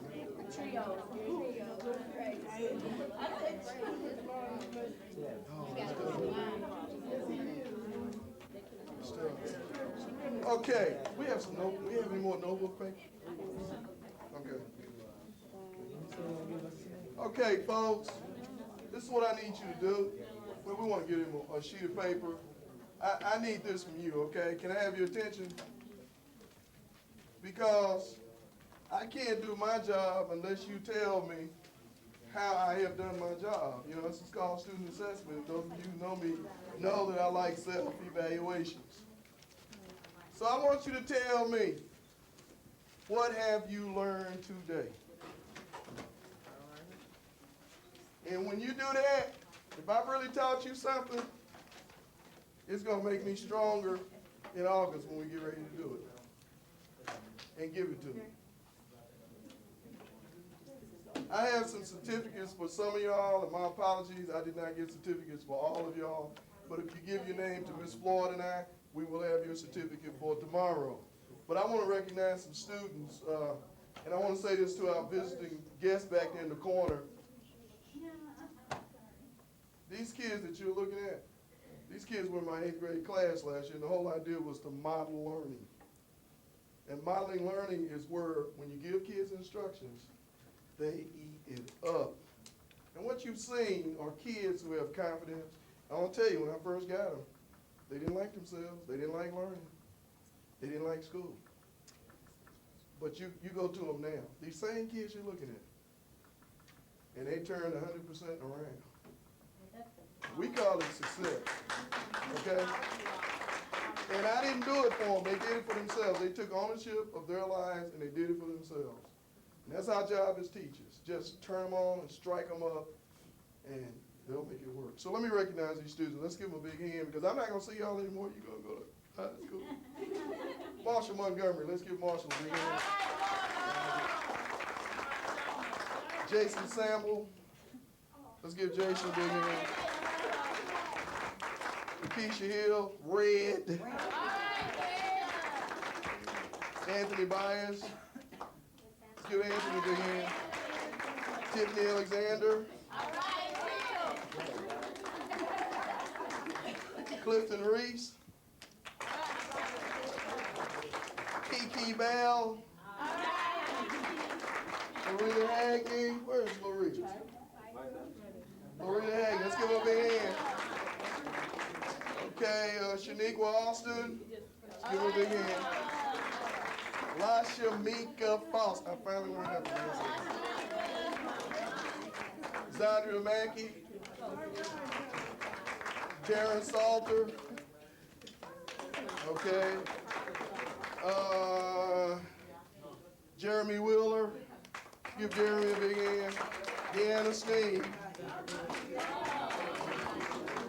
I had so many people, I started running out of certificates. So Octavia Barons, I gave you a certificate for voting today for the first time in your life. Okay? You know what College Woodson said, the father of what? Black history. He says black folks are either angry or they're asleep. I can tell you right now, you are not a Simon X kid. Now I want you to keep it up. I want you to have a good year. And feel free to talk to our guests in the room, because they're going to take ownership of the classroom this fall. And this is what we want them to see. How many of y'all from Pearl C. Anderson? Yeah. And we think at Pearl C. Anderson, nobody can do it better than we can. Teachers and students. So we wanted to do it. We want to welcome you to our school anytime you want to come. And I want to thank Ms. Floyd, the facilitator. She's going to be doing the English program tomorrow. I will be her facilitator, helping her to get through 2 hours of tough times. She's going to give you an evaluation right now. And Can I get the students, if you did not receive a certificate, come Right. on your Name. way out and let me know, because we want to make sure we appreciate you, because this would not be possible if you were not here. So if you did not receive a certificate from Mr. Gibson, come up and give me your name, and you will receive one tomorrow. okay. Okay? Now, they're going to give you little goodies on the way out the door today. We need to be Then- back at the auditorium. Auditorium. And then make sure you come tomorrow, because they're going to give you a big goodie tomorrow. Big goody goody. Okay. Thanks, and give me those assessments. Keep all the papers I've given you, including your journal. Bring it back tomorrow. What about our book? No, just leave the book on your desk. I'll pick it up. Thank you. You keep it on. No, that's preparation time. I did 7 lessons. Next time I meet with that class, I'll still have 7 more lessons to do. Okay? By that time, I will have put 7 more lessons to do. So that's the way you stay ahead of the game. And you always reteaching. Once you teach them something, you're going to reteach it. That lesson cycle, you have a copy of the lesson cycle, right? Okay, just this is what you need to remember. Introduce the lesson, reteach it, and then you enrich it with extension. Okay, or synthesize it, add on, but keep teaching the same thing. And that's basically what you want to do.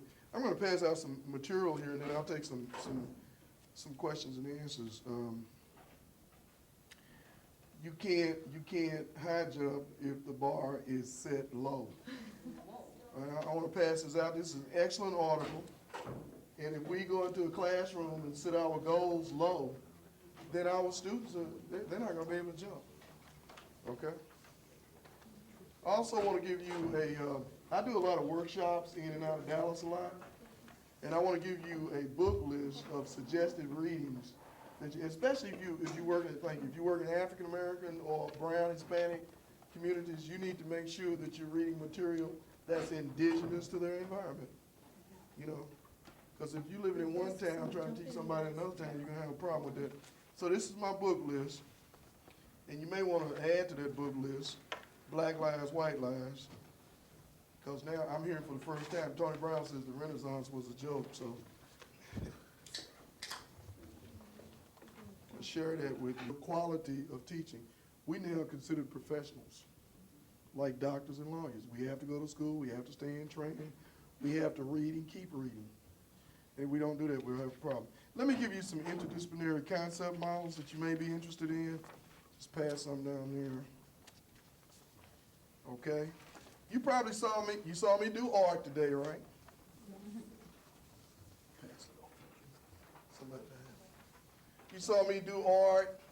If we had kept going with the lesson, we would have gotten Charles Drew, and we would have been talking about science, because remember, I still have 7 more lessons to do. And the whole class was nothing but philosophy. Language arts, and I don't know how many of you are familiar with the story about the prince and the 7 intelligences, but that's basically what I was tuning into. When these kids are writing poetry, reciting, that's linguistics intelligence. When they're working with each other in group, like one kid told me that was sitting over with the 2 Hispanic boys, he said, we need another poster board over here. That was a very unselfish statement, because he could have said, I got mine, that's their problem. So see, there's that interpersonal intelligence. Yeah, we too, not me too. Okay, and then there's that intra-intelligence where they have feelings for each other. You see how these kids hustle for each other? Yeah. This one girl, Deanna, is not the brightest child in the world, but she was putting up everybody's poster. She didn't complain. She went from this wall to that wall because she felt free to do it. See? And then you have a lot of the young lady that you were sharing your classes with. Yeah. See, she's that, what we call that visual spatial intelligence. She can't see, but she don't miss 2 points on basketball. See, Michael Jordan would have a problem with her. These kids are bright kids. You know, they just like any other kid. They're bright kids. But if you go in as a teacher with your head down, their heads are going to be lower than that. Look what they put in the issues being. See, just before you came in, I told them to write down the number of things they thought they were going to learn today. And you saw them big numbers, 14, 19. See, they raised my expectations when they put them numbers up there. But when they went up there and put it up there, they just put it up there anyway, and it was just almost at the end of the paper. And I told them, the lower you put your yellow sheet, the lower your expectations are going to. They ran back up there and raised their expectations. Miss Floyd? Okay. And once they put it at the top, they made me work. And I enjoyed it. Because working in the classroom is a form of exercise, and I don't know whether you know that. I'm not stressed out. I'm not tired. This is what I do. 2 hours. I teach. You got 6 classes. I teach 3 classes on Mondays, and then I don't see those people again until Wednesday. So we get a break on Tuesday. Then I see another group on Tuesdays that I don't see until Thursday. Then we see all of each other on Fridays. And they want to learn. They want to learn, and they can identify. You know, guess what? If you don't have anything to offer, they're gonna let you know it. That issue's being. I'd have kids to put up there. We spend too much time at the map. That's a lazy kid. You know who that is. That's a kid who stand up anyway. And then you'll have kids who didn't finish the geo skills, who feel bad, who will put in the issue. We don't have enough time at the map. And the truth of the matter is that they weren't focused. But they feel that, you know, I have the freedom to express myself. This is academic freedom. You know, these administrators working says, yes, Ms. Cressey, I need to see your seating chart. I said, they're seated. So I don't believe in seating charts. I believe in academic freedom. And see, it's only one person in charge of my classroom. That's me. See, and I remember one time I had a principal. He walked into class. He says, Mr. Cressey, something he said about it. I said, can we step outside? Because I wanted him to know that once we step outside of my classroom, you can say anything you want to.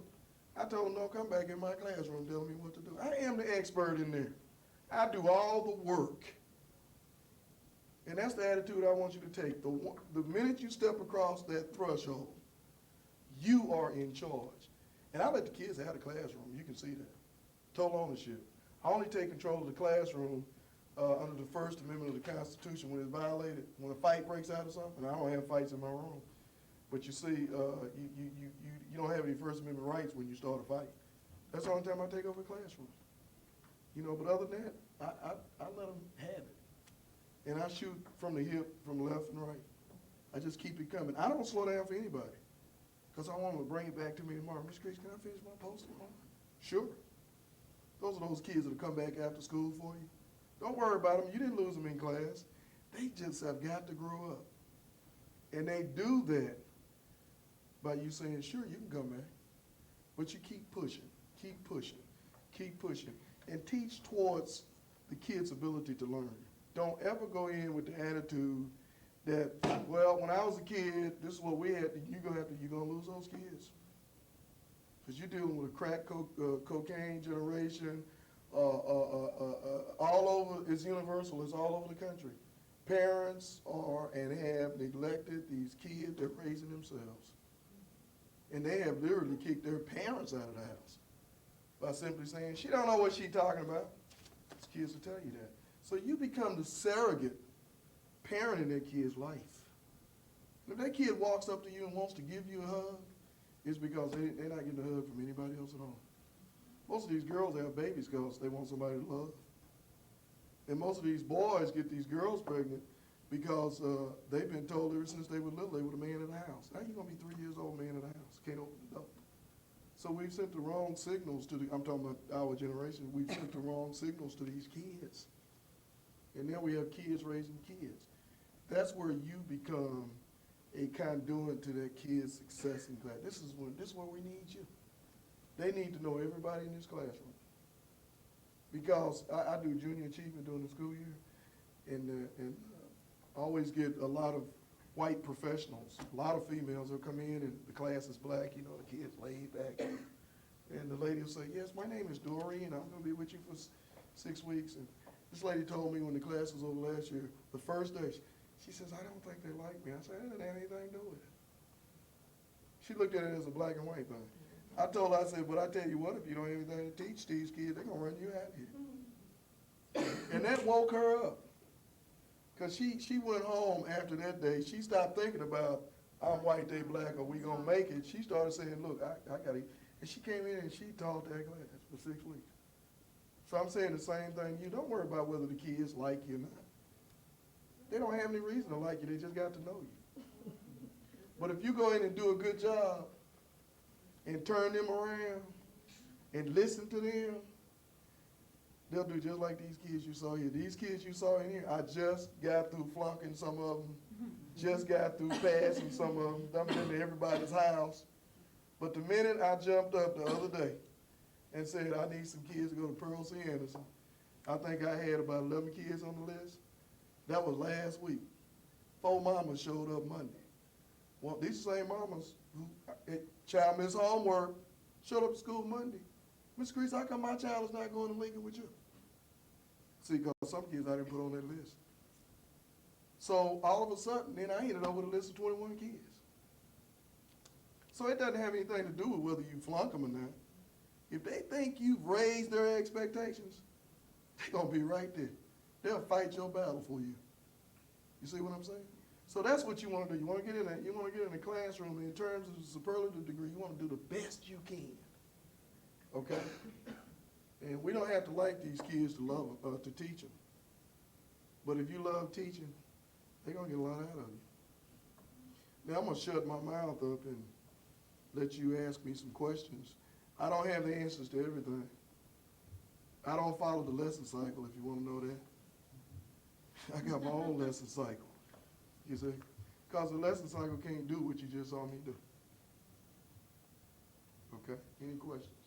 I have a question about your Let me have your name. planning. I'm Keith. Keith. Johnson. Okay, it's my son's oldest name, Keith. About your planning. Now, you said you had 15, you're ready to go on 15 lessons today, or 14. 14 lessons. And, I mean, do you kind of plan the summertime, the summer school? Or, I mean, how do you tie all this in? Well, I just left Pearl C. Henderson teaching summer school. And my day was, yesterday was the last day. It just becomes a natural part of the thing. Mhm. Let me tell you what I do. I have my own office in my house with a copier, fax machine, typewriter, desk, and all that. So a lot of times when I'm in school, I'm reading my favorite political books. I do very little work at school in terms of preparation. When I go home, I'll go in my office. I got up this morning at 4 o'clock, pull some things together. Got up yesterday morning at 4 o'clock, pull some things together. When I come to school, I don't want to be one of those teachers mad at the copy room person because the machine broke down. I've been through that too many times. So you're going to have to make an investment in that. You know, and the district is always selling these machines at a very cheap rate, you know. So you think about that. I don't take any papers home to grade either. I grade all that at school. Memorizing the Mhm. colonies, I mean, that means to me, like, those kids not only have memorized the names, but they know what the colonies are. So I thought that was fantastic, but I mean, did you do a whole big unit on the colonies, or? No. No? Basically what you saw this morning, he saw it this morning before you came in. Mhm. I wrote the 13 original colonies on the board. There were a lot of kids in it that didn't know them. My kids knew them, but the kids who didn't go to me didn't know them. So I had this technique. I write them up on the board, and I had the kids to recite it 10 times, and then I started erasing one at a time. Oh, that puts pressure on them. I got to remember when I get to that spot what was there. And as you can see, when it was all over with, they all remembered it. So for the kids, see, some of these kids are Miss Floyd's kids, and we teach in 2 different schools. And they came in and learned. So you've got to have techniques. You see, when the kids see that you're going to get them over, they'll go with you. See, it's called trust. See, and I tell them all the time, trust me, you're going to learn this, and they learn it. And you have to do it. You may have heard me repeating things over again. Well, that's what they do in elementary school. I think it's great, you know.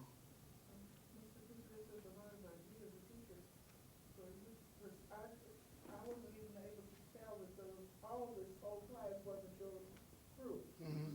If anyone had come in and asked me, if it was in Mr. Creasy's class, I would have immediately said yes, because all the children reacted to you in a very positive manner. There was no difference than if you had been with these kids all year. Mm-hmm. Because that says a lot about you and your ability to convey to these students what you want to learn. And the main thing, you had them focused.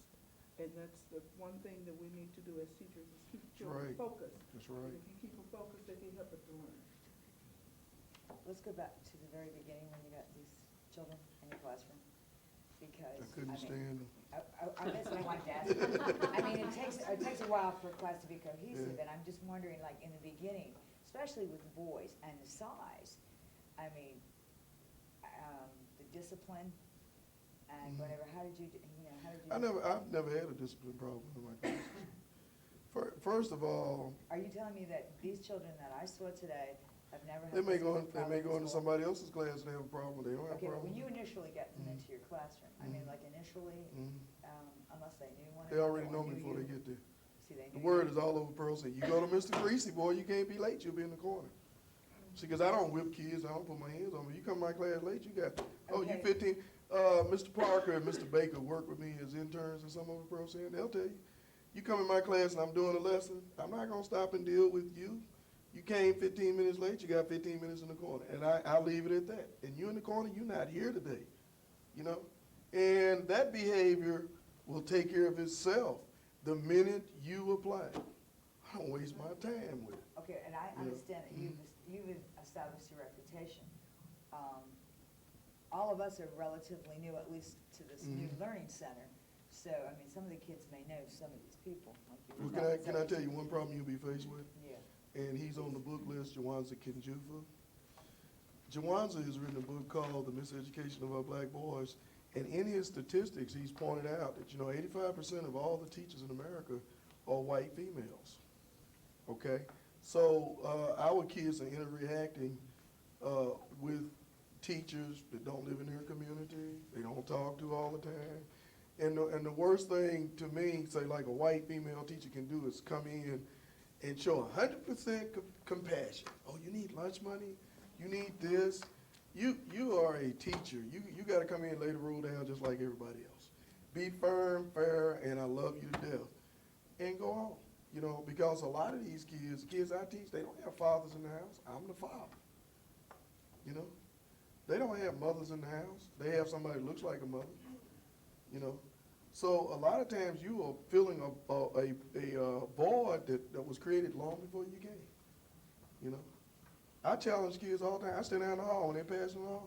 Pull your pants up, son. You want to be a man? Look at a man, a real man. But let me tell you something. Let me tell you the teachers that you really going to be fighting with. And these are the ones you better be worried about, because they doing a hell of a job. Drug dealers.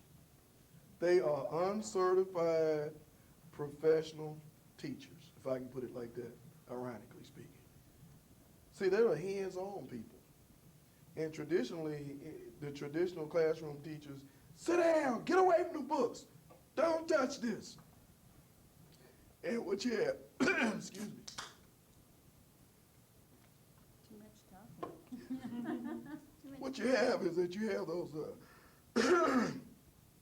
drug dealers, they let them grab the scales, touch the money. It's touch, talk to you. Don't talk down to them, talk to them. Talk less to them, let them talk more to you. Because they're hurting for somebody to reach out to you. That's why you heard me say in the classroom, you didn't fail the test because you were black. You failed the test because you didn't follow directions. But when they pick up the paper, they'll say, African-American kids 12 percentage points behind their white counterparts. Now, you know that's a political statement. But the kids grow up thinking they're behind, and they're not. So we can't play that game with them.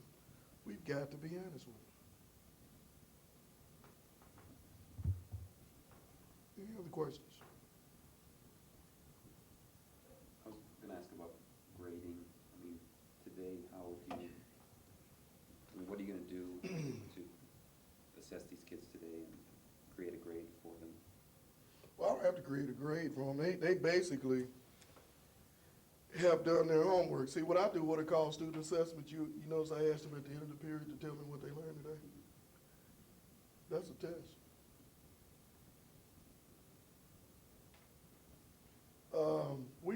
The contemporary thing today is called group testing. I sent 2 kids to the map with the same geo skill.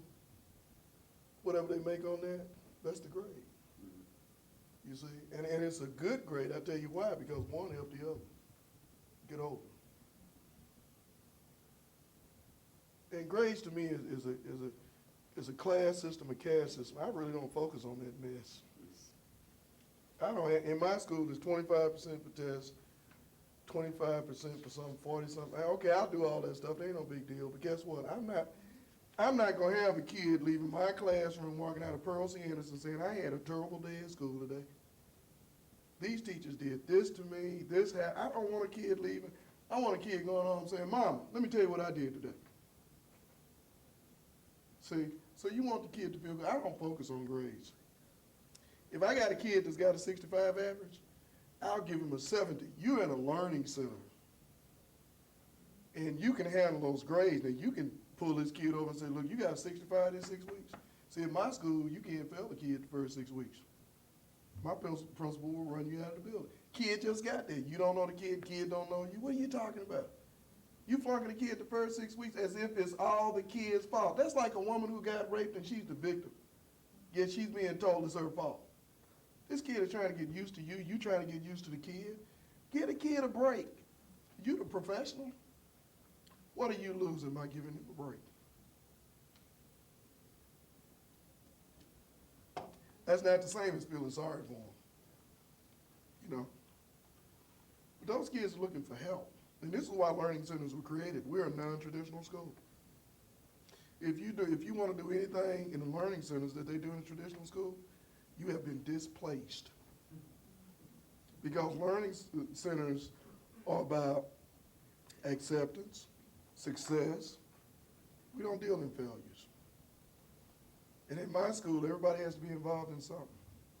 Everybody. Choir, orchestra, band, football, you name it. See, because they have to become a part of the fabric of the school. If they're not a part of the fabric of the school, then they become the problem, the antithesis to the school. We don't want that.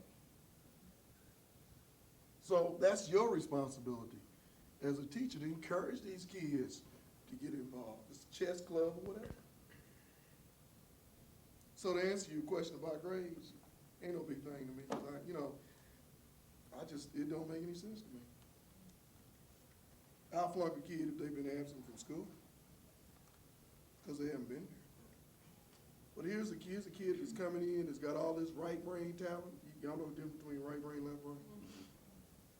But here you are, left brain teacher. You like kids who write because you write. You like kids who read because you read. But you hate this kid over here because this kid never reads. But this kid is always drawing, and you're always taking his paper, his drawings, his beautiful drawing, his ability, his intelligence to do something that you can't do, and you turn it up in his face. You just lowered the bar. That article I just gave you? He can't jump because you lowered the bar, and you lowered it you raised the bar, should I say, by simply saying if you can't read and write, then you're gonna fail. But then you can't draw either as a teacher. See, so how you gonna be classified?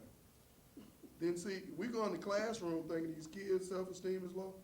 A lot of times we as teachers have low self-esteem because we can't teach them. You know, if we can't figure out a way to teach every kid that comes to us, we are dumb. I hate to put it like that. But we in trouble. We call ourselves educated, 2 and 3 degrees. Here's Johnny over here, and we can't teach Johnny. We got a problem, not Johnny. So keep that in mind.